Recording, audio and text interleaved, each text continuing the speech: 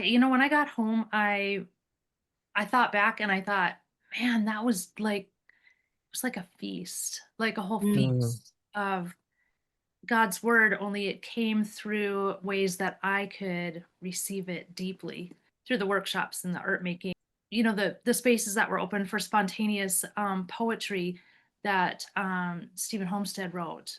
It seems like in a world where we kind of feel like misfits. So it's so nice to go to a place that's like geared and set up for the creative person, mhm, and then just to receive in God's word in those so many different ways, creative ways. Just so healing. It's really healing. mm, Yeah. it changed the way I work.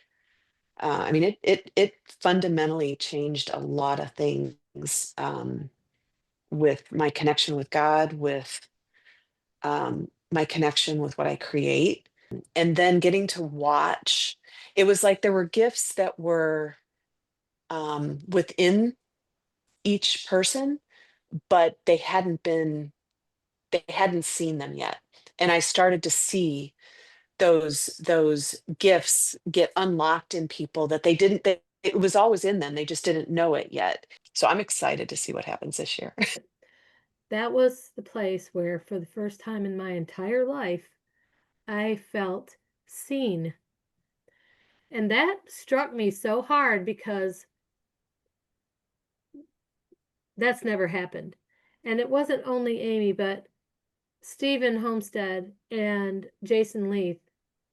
I felt very seen by them as well. And we had the best hour and a half conversation while we were creating art around the round tables, meeting your friends for the first time again. I had no idea what to expect, because I hadn't been to these sort of things at all. So I was terrified.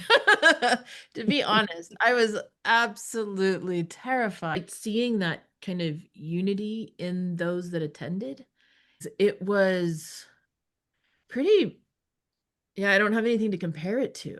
Getting to see other people hear God for them, and it's again, he's so site specific, and getting to see that over and over through that weekend. And it was, yeah, I mean, artists are going to go deep fast. It's just how it goes.